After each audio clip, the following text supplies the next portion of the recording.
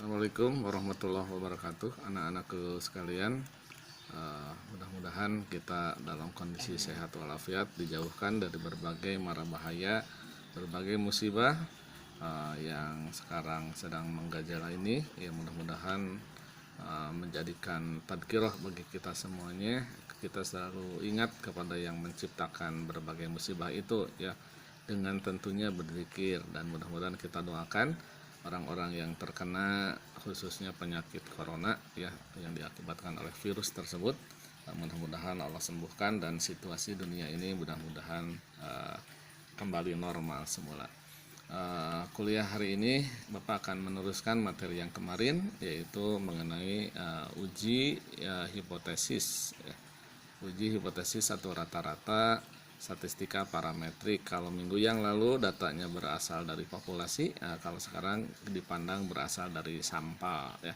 Jadi mohon diperhatikan contoh persoalan minggu yang lalu mengenai berat bersih mie instan, ya, mie instan Kariam, ya, silakan diam dulu mie instannya.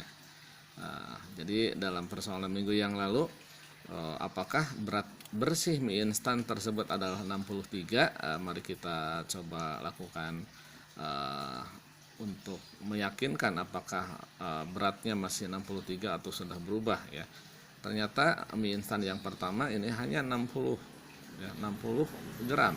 Jadi kurang, ya, dari yang tertera berat bersihnya. Yang kedua juga kurang 62, tapi yang ketiga nih 65 dan seterusnya. Nah, ini secara keseluruhan dari 12 sampel yang kita lakukan, apakah 63 itu masih layak dipercaya atau tidak. Kita hitung ulang mengenai nilai rata-ratanya, ya. Jadi nilai rata-rata itu kalau di Excel itu pakai average, ini kurung buka, kemudian datanya di blok, ya, kemudian enterkan. Namun kalau Anda di rumah jangan pakai Excel, ya, pakai kalkulator aja, karena nanti UTS itu menggunakan kalkulator. Ini rata-rata yang diuji. Rata-rata yang diuji apakah mie instan tersebut 63. Kemudian ini simpangan baku dari sampel, silahkan dicari di kalkulatornya. Bapak gunakan Excel saja, STJFV. Nah, ini kita blok datanya. Ini rata-rata simpangan baku sampelnya 2,43. Kalau minggu yang lalu ini berasal dari populasi, maka simpangan bakunya akan berbeda, ya. Simpangan bakunya minggu yang lalu kalau nggak salah itu 2,33, ya. Kita yakinkan, ya, benar, ya, 2,33. Nah, jadi persoalannya masih sama, apakah mie instan tersebut memiliki berat bersih 63, tapi bedanya ini apakah berasal dari sampel, ya. Ini datanya berasal dari sampel. Jadi kita gunakan untuk uji T. Bagaimana untuk H0-nya? Ya, betul, H0-nya adalah rata-rata yang diuji, ya. Jadi mu0 sama dengan 63. Kemudian H-nya adalah mu0 tidak sama dengan 63. Jadi kita akan mencoba membuktikan mana yang benar dari kedua pernyataan tersebut, apakah hipotesis 0 ataukah hipotesis alternatif, ya. Rumus untuk uji T, ya, ini rumusnya.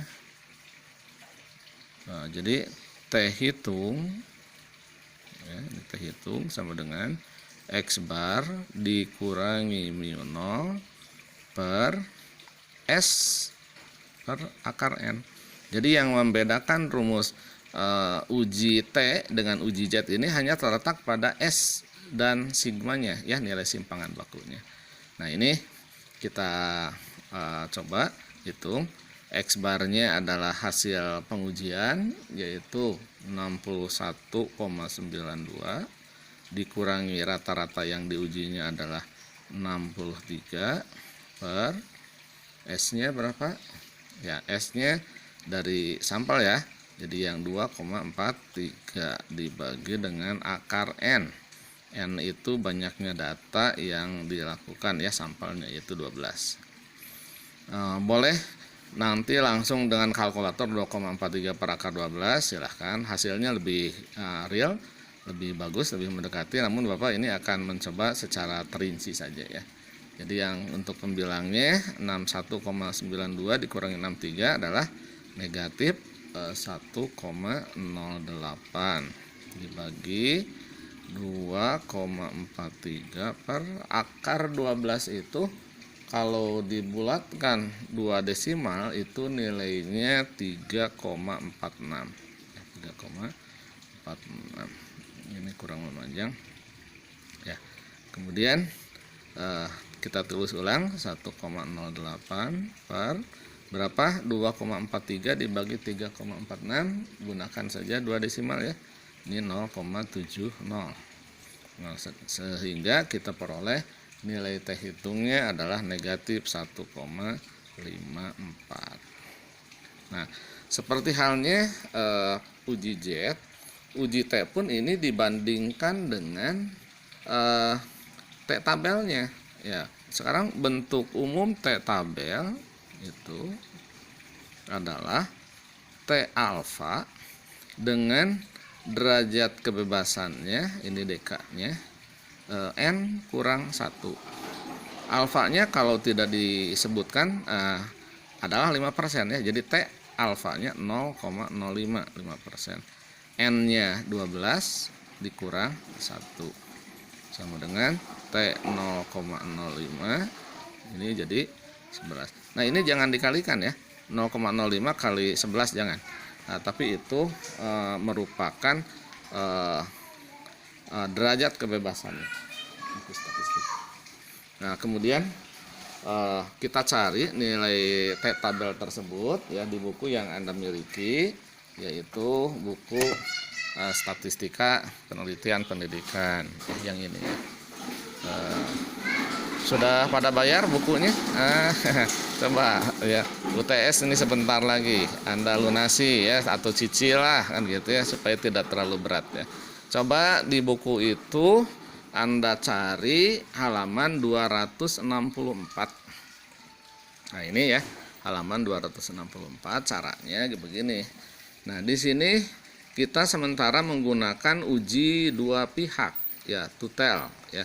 Jadi uji dua pihak, ini alfanya ya 0,2, 0,1, 0,05 dan seterusnya.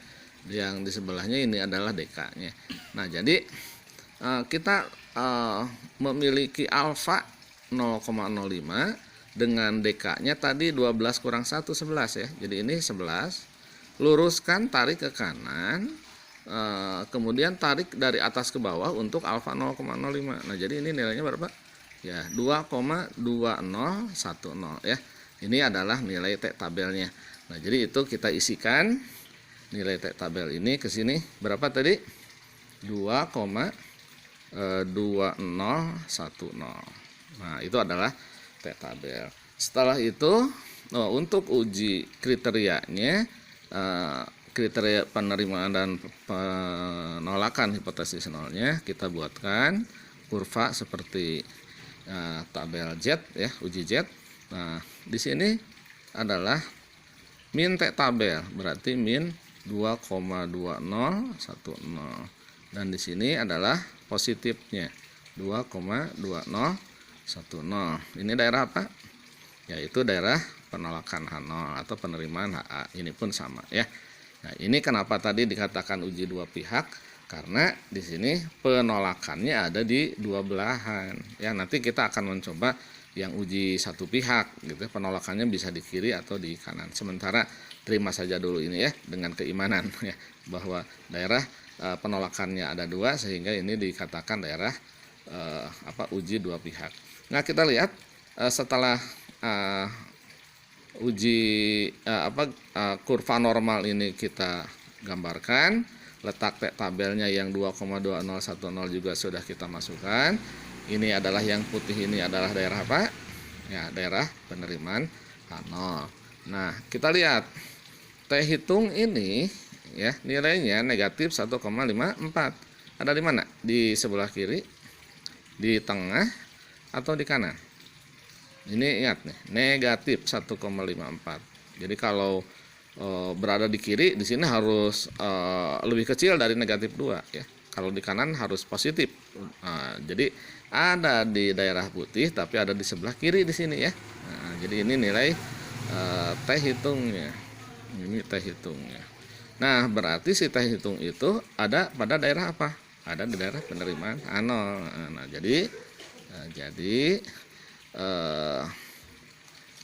negatif 2,2010 itu lebih kecil dari T hitung ya, lebih kecil dari T tabel 2,2010. Nah, sehingga T hitung tersebut ada pada daerah penerimaan H0.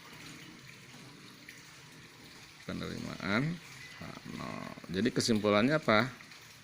Ya, berat bersih mie instan tersebut sama dengan 63 kalaupun dipandang data tersebut berasal dari sampel ya. Jadi ini kesimpulannya sama dengan materi yang minggu yang lalu. Jadi dianggap data yang berasal dari populasi pun itu kita terima H0-nya ya. Kira itu untuk tambahan materi ini ya. Sekian, mudah-mudahan bisa dipahami. Assalamualaikum warahmatullahi wabarakatuh.